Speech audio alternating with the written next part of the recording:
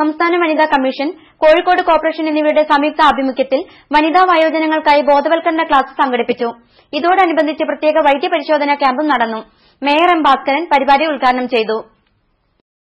വയോജനങ്ങളായ സ്ത്രീകളുടെ പ്രശ്നങ്ങൾ പരിഹരിക്കുന്നതിനുള്ള കർമ്മപരിപാടികൾ ആവിഷ്കരിക്കുന്നതിന് വേണ്ടി വനിതാ കമ്മീഷന്റെയും കോഴിക്കോട് കോർപ്പറേഷന്റെയും സംയുക്താഭിമുഖ്യത്തിൽ സെമിനാർ സംഘടിപ്പിച്ചിരുന്നു. ഇതിന്റെ അടിസ്ഥാനത്തിൽ കോഴിക്കോട് കോർപ്പറേഷൻ പരിധിയിൽപ്പെട്ട വനിതാ വയോജനങ്ങൾക്കായി നടപ്പാക്കുന്ന പദ്ധതികളെക്കുറിച്ച് അവർക്ക് ബോധവൽക്കരണം നൽകുന്നതിനായാണ് ക്ലാസ് സംഘടിപ്പിച്ചത്. മേയർ എം ഭാസ്കരൻ ക്യാമ്പ് ഉദ്ഘാടനം ചെയ്തു. മക്കൾ വിദേശത്തായിരിക്കും, അല്ലെങ്കിൽ മറ്റേതെങ്കിലും ദൂരത്തെ ജോലിയിലായിരിക്കും, അമ്മമാരോ അച്ഛന്മാരോ വൃദ്ധകളായ ആളുകൾ വീട്ടിലുണ്ടാവും.